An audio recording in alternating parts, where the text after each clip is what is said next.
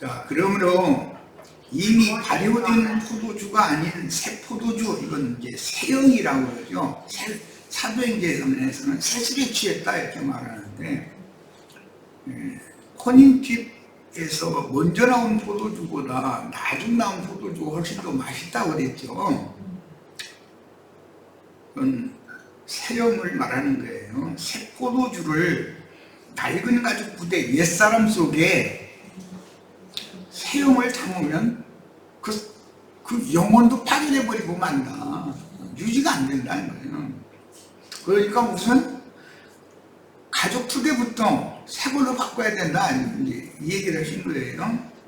가죽 부대로 상징하신 낡은 가죽 부대 옛사람의 생명력 없는 영과 부패한 마음에 넣는 것은 부대도 포도주도 다 버리게 되는 어리석은 짓이다 라고 지금 말씀하시는 거예요. 이와 같이 모세의 율법을 크게 오해한 유대주의에 물든 사고와 생활 양식에다가 새형과 새 마음을 가진 새 사람들에게 새 시대를 가져오신 메시아의 새로운 가르침과 새 사람들의 신앙생활을 담으려 하는 짓은 무모하고 어리석은 짓이다라는 거예요. 예수님께로 와서 요한의 제자인데, 요한의 제자로서의 관념이 깊은 사람이 예수님의 말씀을 또 받아서 무언가, 야 이건 조금 여기다 좀 보태서 뭔가 이게 그러려고 하면 안 된다 이거예요. 그들은 요한의 가르침을 떠나 이제는 메시아께 파송받은 사도들과 함께 전도로 천국에 침노해야 할 때가 이르렀으므로 너희 선생이 본을 보이면 여기서는 금식하고 기도하는 거 이제 그런 걸 주장을 했는데, 가르친 말씀의 영인 가나의 혼인잔치에서 먼저 내온 묵은 포도주, 내가 나의 제자들에게 가르쳐 주시는 영과 생명의 말씀은 새 포도주라는 거예요. 새술이라는 거예요. 이렇게 비유를 지금 하시는 중이에요. 너의 스승과 너의 종교적인 행위들은 여전히 낡은 가죽 부대인 율법과 선지자의 종교 체제, 요단 동편의 광야교회 생활이지, 모압 평지에 이르렀어도 여전히 광야교회죠. 요단을 건너서 길갈 이후로 나아가야만 가나안 땅의 침노한 자들이잖아요. 그래서 요단을 건넌 자들 곧 메시아의 왕국인 새하늘과 새 땅에 침노하여 들어간 신세대가 새형인 새 포도주를 마시고 새 마음으로 누리는 신령한 생활이 아니라, 너희 선생님이 가르치는 유대교의 가르침보다는 훨씬 더 나아간 가르침인 건 사실이지만 광야 시작의 가르침은 아니죠. 모세의 가르침이 아니니까, 광야 끝의 사역자였으니까 요한은. 그러나 여전히 광야다 이거예요. 거기는 바깥 어두운 데지, 주님이 지금 제자들과 함께 데리고 들어가고자 하는 약속의 땅은 아니라, 이 얘기를 지금 하고자 하는 거예요.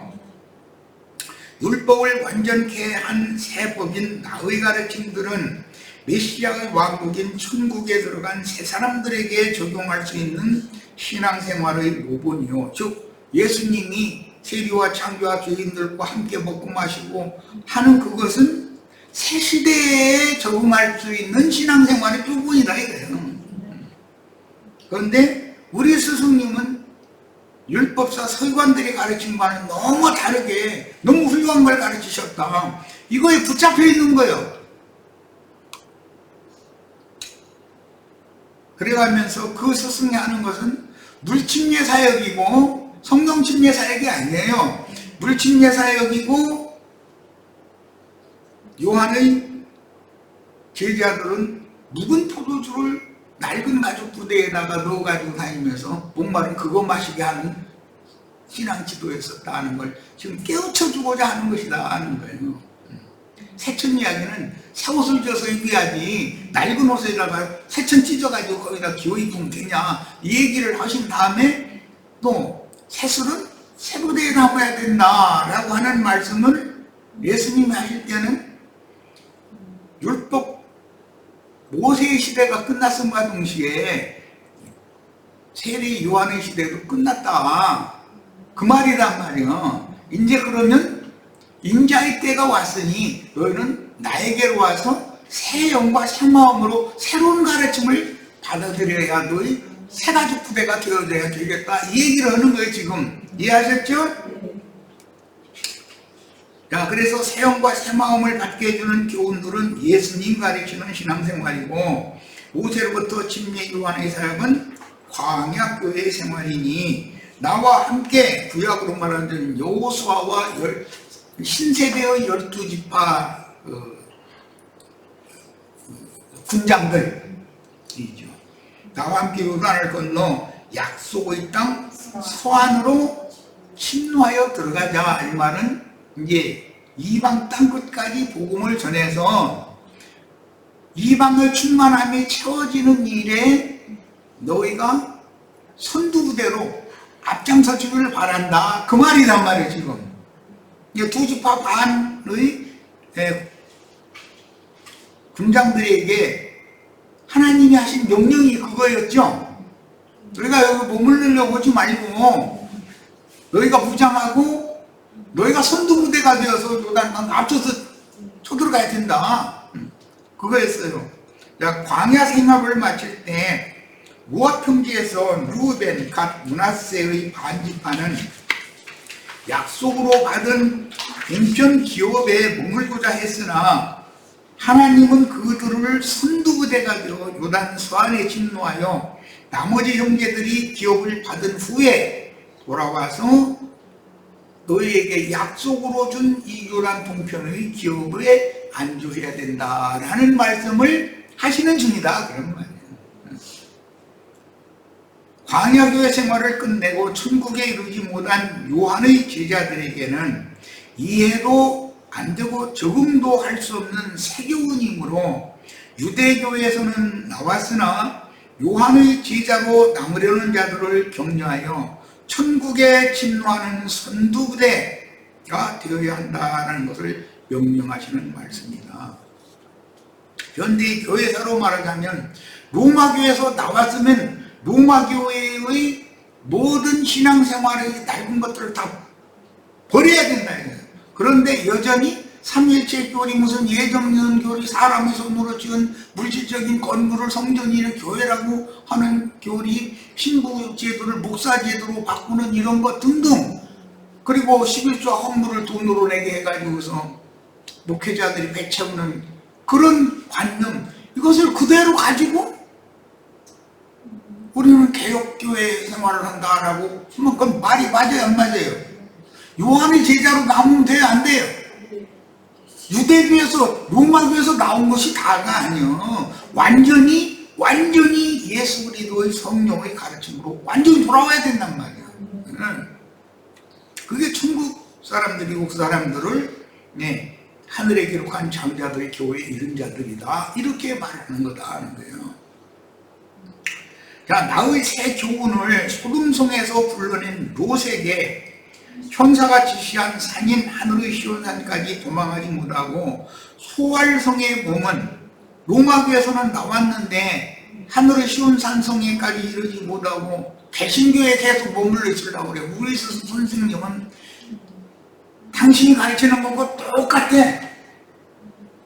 그러면서 자기네 선생님한테는 너무나 말씀 많이 열려가지고 막 이런다고 이래가면서 하는 사람들 가만히 들어보면 여전히 삼일체 교리나 예정론 교리나 사람으로 손으로 준 건물 신전 제도나 목사 제도나 무슨 11조 헌물 제도나 율법 제도를 그대로 실행을 하면서도 나도 아닌 게 가르치는 거 똑같다고 그 말이 맞아요? 이게 얼마나 중요한 일인지를 깨달으시기를 바라요. 그래서 하늘의 시온산까지 도망하지 못하고 소갈성에 머문 롯과 두 딸의 실패를 반복하는 요한의 제자들이 자랑으로 여기는 신앙생활은 낡은 옷을 부분적으로 수선하려고 새천을 찢어 붙이는 것과 같고, 낡은 가죽 부대에다가 새수를 담아가지고 광야 길을 걷다가 목마른 그거 마시려고 보면 툭 터져가지고 다 흘려버리는 것과 같은 짓이라 하는 거예요. 야, 혼인잔치에서 먼저 내온 포도주가 떨어지지 않으면, 기독교계의 조식이나 교리가 끝나지 않으면 예수님이 6 돌 항아리에 채우게 하고 나중에 잔치자리에 내오게 하신 새 포도주인 물로 새 포도주가 되게 하신 새술을 마셔보고 그 맛을 알 수 없다. 말은 무슨 뜻이요? 예수님의 말씀을 들을 기가 없다. 요한의 제자들이 지금. 요한의 제자들은 유대교인들은 아니에요. 예수님이 가르치신 영과 생명의 말씀들은 요한이 가르친 교훈들보다 훨씬 더 좋은 맛이 있는 새 포도주, 즉 새술이라는 것을 모르는 이유는, 이것은 구속을 이루신 예수님이 살려주는 영이 되셔가지고 재림하셨죠. 그 성령이 가르치는 말씀의 맛을 모르는 사람들이다 이거예요. 왜? 들을 귀가 없기 때문이다. 이 사람들은 길갈이라는 것, 할례산에 이르러 본 적이 없어. 할례를 받은 적이 없다. 안 믿는 사람들이 그냥 믿음으로 홍해를 나왔어요. 모세와 함께 광야길을 믿음으로 걸었어요. 그런데 요단을 건너가지는 않았다. 광야에서 메고 들어간 12덩어리 돌을 요단 복판에 묻고, 요단 복판에서 새 돌을 메고 올라와서 길갈에 세워야죠. 네. 거기에서 그 길갈에서 할례를 받아야 되는 거예요. 이런 얘기가 뭔 얘기인지를 지금 이 사람들은 모른다 이거예요. 몰라. 완전히 그 영과 마음이 새 것이 되지 못했다. 그 말이에요. 교리적으로, 논리적으로, 이론적인 구원을 붙잡고 있는 사람들이다. 생명이 되어 있지 않은 거죠. 예수님이 가르치신 영과 생명의 말씀들은 요한이 가르친 교훈들보다 훨씬 더 좋은 맛이 있는 새포도주, 즉 새술이라는 것을 모르는 이유는 요한의 제자들이 여전히 옛 관념을 완전히 벗어버리고 새 천으로 지은 새 옷으로 갈아입으려 하지 않기 때문인 것이다. 자신들은 다른 목사님들이 가르치는 것보다 훨씬 훌륭한 가르침을 받고 있다고 만족하고 있는 거예요. 그런데 주님은 그 사람들이 무장하고 먼저 선두부대가 되어져도 너희가 먼저 요단을 건너 가나안 땅에 침노를 해야 된다고 지시를 하는 중이다 이런 말이야. 근데 요한이 이제 이 말씀 중에 요한이 죽는 얘기가 이어지죠. 그건 무슨 뜻이에요? 율법과 선지자의 때는 끝났다. 그러면 너희 선생 죽었는데 죽은 선생 붙잡고 있을 거냐? 살아서 생명의 세계로 인간은 나를 따라와야지 이 말이란 말이야. 쉽게 말하자면 요한이 가르친 말씀으로 받은 영적 누림은 묵은 포도주를 마시고 기뻐하던 들이며 너희는 광야 교회의 종교 체제에 머물려 하나 너희가 나의 세교훈을 받아들여 약혼녀가 되면 혼인집에 초대된 손님들이 누리던 포도주의 기쁨과는 전혀 다른 새수로의 누림이 충만하게 되어 천국의 전사들이 될 것이다 이 말이에요. 새떡을 먹고 새술을 마시는 나의 참 제자들은 하늘의 시온산과 하늘의 예루살렘에 이르러 가나안 땅 서안의 교회 천국 생활을 누리게 될 것이니 이제 하나님이 정한 때와 기한이 차서 새 시대가 임했으므로 침례 요한의 제자로 남으려 하지 말고, 침례 요한의 목적은 자기 제자들을 예수님께로 가게 해주는 것이 침례 요한을 보낸 목적이죠. 그런데 침례 요한에게 남으려고 하면 침례 요한이 와서 얻은 제자들은 아무 의미가 없게 되는 거 아니냐 그 말이에요. 나의 제자들이 위해서 나와 함께 소활성에서 나와서 전사가 지시한 한 산에 올라가야 한다. 지금 그걸 가르치시는 말씀입니다. 자, 마태복음 이제 9장 18절로 22절, 자, 본문 말씀으로 나갑니다.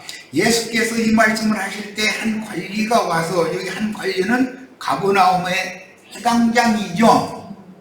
오늘 누가복음 8장 읽었잖아요. 결하며 이르되 내 딸이, 누가복음에서는 딸이 여러 짓는 딸이 아니라 외동딸이라고 그랬어요. 방금 죽었사오니, 방금이라는 건 지금 금방 죽었다 그 말이잖아요. 그러면 율법과 선지할 때는 방금 끝났다 그 말이죠. 오셔서 그 몸에 손을 얹어 있어서 그러면 살아나겠나이다 하니 예수께서 일어나 따라가심에 제자들도 가더니, 그래서 여기 한 관리는 가버나움의 회당장 야이로이고, 회당장 야이로의 딸은 요한의 제자에서나 예수의 제자로 합류한 성도가 되어 오순절의 성령을 받은 120명으로서, 여기 오순절의 120명, 오순절 때 120명 이렇게 해야 되겠네. 성령의 세수를 마심으로 영이 돌아와, 마태복음에 영이 돌아와 살아났다고 되어 있지 않은데 누가복음 8장에는 영이 돌아와서 살아났다고 이렇게 되어 있죠. 살아난 자들인 예루살렘 교회로 성취되는 것이다. 즉 말하자면 세상 교회가 오순절 성령 받은 자들을 대표한다. 회당장의 한 딸이 죽었다가 살아나는 것은 주님을 따르는 120명의 성도들이 오순절 성령을 받아서 세수를 마셔가지고 세수의 맛을 지금부터 보게 되었다 그 말이에요. 이제 자, 마가복음 5장 39절로 43절 인용했는데 읽어봅니다. 아직 예수께서 말씀하실 때 회당장의 집에서 사람들이 와서 회당장에게 이르되 당신의 딸이 죽었나이다. 어찌하여 선생을 더욱 괴롭게 하나이까? 예수께서 그 하는 말을 곁에서 들으시고 회당장에게 이르시되 두려워하지 말고 믿기만 하라. 금식을 하고 기도하고 뭐하는 율법 행위의 때가 끝났고 이제는 믿음으로 구원 얻는 새 시대가 왔다 그 말이죠.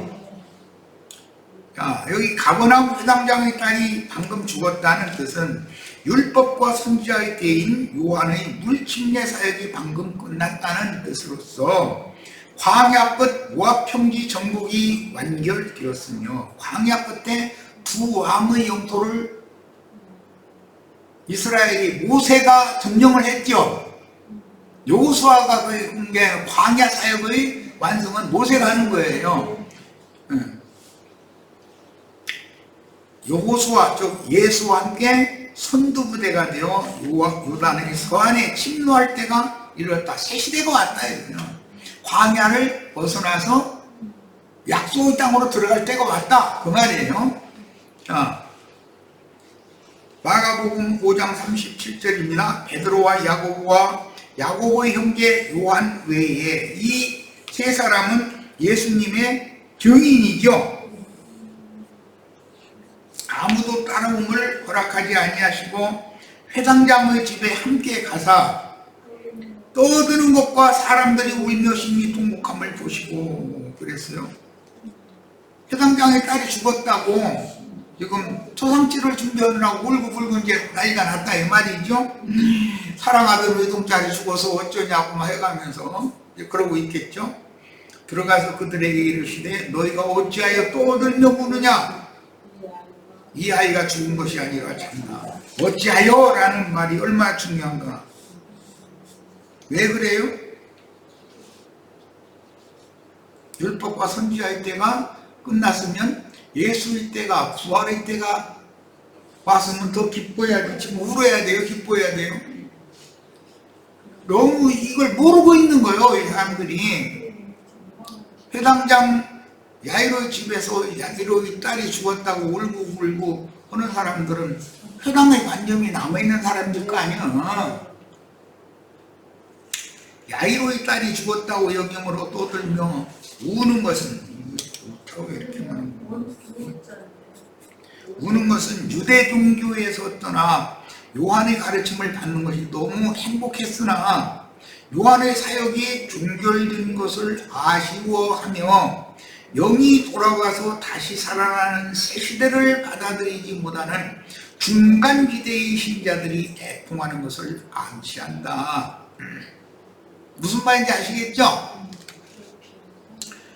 예수님이 그 아이가 죽은 것이 아니라 잔다 그러니까는 이 울고불고 하던 자들을 비웃더라는 거예요. 멀쩡히 죽었는데 왜 잔다고 하느냐 이 말이겠죠. 예수께서 그들을 다 내보내신 중에 울고불고 하는 사람들은 요한의 제자 생활이 너무 좋았다는 거 아니에요. 가고 나면 회당 생활하는 게 너무 행복했다 그 말이잖아요. 실제로는 아이 부모와 그 또 자기와 함께한 자들을 데리시고 아이 있는 곳으로 들어가서 그 아이의 손을 잡고 이르시되 달리다굼, 이 달리다굼이라는 말은 아람어예요. 하시니 번역하면 내가 네게 말하노니 소녀야 일어나라 하시니라.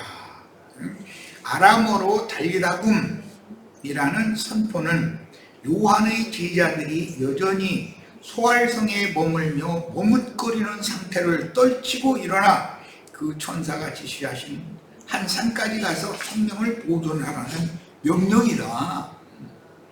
엘리야의 영은 엘리사의 영으로 부활되죠. 그런데 엘리사에게 오면 갑절의 영이 많은 거죠. 침례자 요한이 죽임을 당해도 그 영은 부활하게 마련이니 영적 생명의 계보는 영원히 이어지므로 구속사에서 생명의 계보가 끝날 수는 없죠. 너희도 새 영과 새 마음으로 일어나서 어린 양의 신부가 되도록 그리스도의 새 몸 안에서 신앙의 정절을 지키는 정결한 처녀, 영이 돌아와 살아난 12세 된 소녀가 되어야 된다 그 말이에요. 41절 소녀가 곧 일어나서라는 것은 영이 떠났다가 영이 돌아왔다라고 설명이 되어 있죠. 아까 누가 보면은 그런데 일어나서 걸으니 나이가 12살이라. 사람들이 곧 크게 놀라거늘 예수께서 이 일을 아무도 알지 못하게 하라고 그들을 많이 경계하시고 이에 소녀에게 먹을 것을 주라 하시니라. 성령이 교회들에게 하시는 말씀, 예수님께서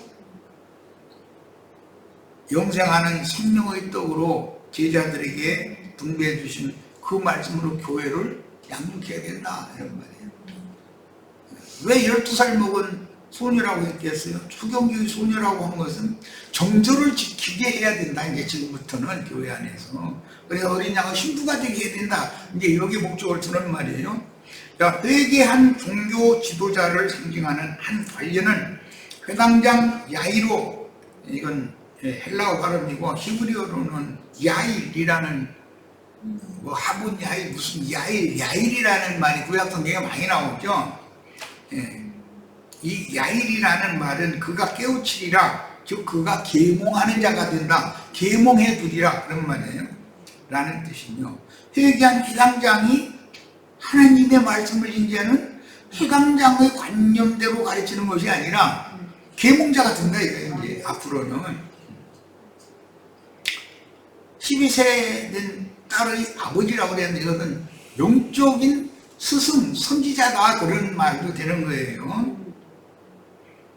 예수의 요한의 제자였다가 예수의 제자가 된 신자들이 합류하여 오순절 성령을 받은 120명인 예루살렘 교회, 그 정결한 처녀죠. 12세 된 소녀단 말이에요. 성령을 받은 자들이잖아요. 영이 돌아와서 영이 살아난 자들이에요.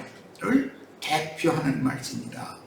마태복음 9장 20절, 그 중간에 갑자기 12해 동안 혈루증으로 앓는 여자가 예수의 뒤로 와서 그 겉옷가를 만지니 이는 제 마음에 그 겉옷만 만져도 구원을 받겠다 합니다.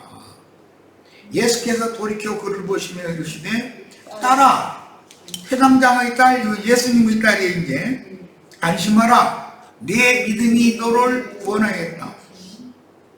12세 소녀는 회당장의 딸이었는데 지금 12해 동안 혈루증으로 앓다가 치료받은 이 사람은 예수님의 딸이죠. 하나님의 딸이죠. 예루살렘의 딸이라 그래, 이스라엘의 딸이라 이렇게 말해요. 네 믿음이 너를 구원하였다 하시니 여자가 그 즉시 구원을 받으니라. 있어요. 자, 이 단락은 두 경우 모두 딸들이 구원을 얻는데, 딸들이라는 말은 약물이 성도들을 말하는 거예요. 성경에서는 아들들이라는 것은 주님이 함께 하시는 사도들, 증인들을 말하는 거예요.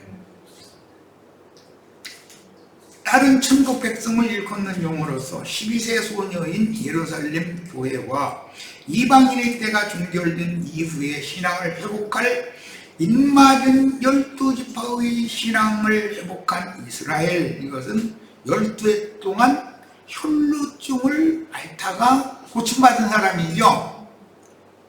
그것도 다른 딸인데 예루살렘의 딸이요 이스라엘의 딸이에요. 이 사람들은 이방인의 때 끝에 회복할 이스라엘 12지파를 대표한다. 12세 소녀는 예루살렘 교회를 대표한다면 율법과 선지자의 때 이후에 주님의 지지자들을 통해서 구원 얻은 120명의 예루살렘 교회를 상징한다면, 혈루증 환자는 이방인의 때 끝에 신앙을 회복할 이스라엘 입맞은 12지파를 대표한다. 예, 신앙의 회복을 하게 될 오는 세상의 이스라엘 12지파를 대표하는 건 혈루증을 12해 동안 앓다가 예수님의 겉옷가를 만졌다 그랬는데, 계시록에서는 생명나무의 잎사귀로 치료를 받았다 그 말이에요. 우리는 주님의 사도들, 증인들인 하나님의 아들들, 전도자들, 하나님의 군대가 되어 이방인의 충만함을 채우고 예루살렘의 딸들을 왕녀인 아름다운 신부 거룩한 성 새 예루살렘으로 중매하는 사역을 충성스럽게 수행해야 합니다. 이건 이미 이사야 62장에 대하 여러 번 인용했는데, 예루살렘의 아들들과 예루살렘의 딸들 이야기가 나오죠. 그리고 예수님이 십자가를 지고 예루살렘에서 나올 때 이스라엘의 딸들이, 예루살렘의 딸들이 울었죠. 나를 위해서는 울지 말고 너와 너의 자손들을 위해서 울어라. 예수님 이렇게 표현하셨어요. 그러면 여기 나오는 따라 안심하라 라고 하는 말이 의미를 이제 이해할 수가 있는 것이죠. 마태복음 9장은 이방인의 때 사역이 끝나서 헬라 지역에서 그 천년이 차기까지 새 시대를 상징하는 본 동네로 돌아오신 후에 헬라 지역에 가서 무덤 사이에 거하는 군대 귀신들 있는 두 사람을 치료해 준 다음에 돌아왔죠. 본 동네로 와서 행하신 일이 12살 먹은 회당장의 딸을 치료해주고 12년 동안 혈루증을 앓던 여인이, 그것은 주님이 치료해준 것이 아니라 주님의 능력이, 그녀가 주님의 옷자락에 손을 댈 때 주님의 생명의 능력이 그녀에게 나가가지고 그녀 혈루증이 치료를 받은 거예요. 자, 광야교회 생활을 종결하고 요단을 건너 새 땅에 들어가는 것을 실현하는 생명의 부활 때가 이르렀다라는 것을 표적으로 보여주는데, 반복되는 거죠. 율법과 선지자의 때가 끝나면 예루살렘 교회가 세워지죠. 성령이 임하면. 그러나 예루살렘 교회는 이방인의 때 전기간 동안 유야무야 없어지죠. 그러나 이방의 충만함이 차면 이스라엘의 12지파가 회복되는 때가 온다는 거예요. 자, 이 단락의 특징은 이스라엘의 딸들인 12해 동안 혈루증을 앓던 여인으로 상징된 이방인의 때 이후 신앙을 회복할 12지파와 인자의 때에 회개한 제자들을 대표하는 회당장 야이로의 12세 된 딸로 상징된 순결한 처녀 교회가 구원을 얻고 이루어 어린 양의 신부 교회가 될 것이 암시되고 있는 것이다. 그러니까 천국 복음이라고 하는, 왕국 복음이라고 하는 마태복음, 모든 성경이 다 그렇지만 이것은 그냥 문자대로 이것을 해석이 할 수가 없는 난해한 많은 말씀들이 여기에 포함이 되고 있는 거예요. 예수께서 이 말씀을 하실 때 그랬는데, 요한의 제자들에게 혼인집 신랑을 빼앗길 날이 이르리니 그때 금식할 것이요 지금은 잔치 음식을 먹고 마셔야 할 때다 라고 예수님이 말씀하시는 거예요.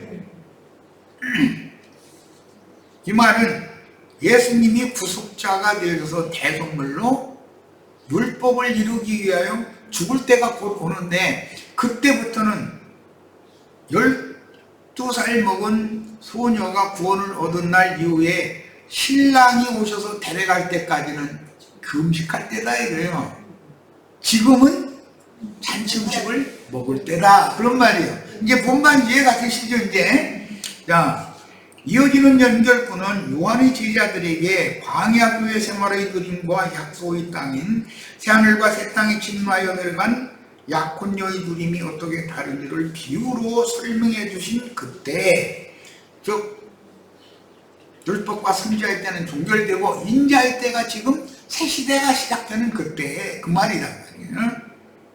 라는 말이니 앞뒤 문장은 그녀 그때는 영적인 부활의 때요 생명의 부활의 때라는 암시인 것이다. 그럼 영의 부활이라는 것은 돌아갔던 영이, 떠났던 영이 그녀에게 돌아와서 그 소녀가 살아난다는 것은 영적 부활을 말하는 것이지, 육신이 공동묘지에서 살아나고 그런 얘기가 아니라 이게 지금. 그럼 영이 거듭나면 다 되는 거예요? 그렇지 않죠? 영이 거듭난 성도들인 예루살렘 교회가 혈루증에 걸려서 12년 동안 고통받을 수 있는 거죠. 그 이방의 때 전기간 동안 예루살렘 교회가 없어져 버리는 거예요, 성경책에서. 그러나 이방인의 충만함이 차면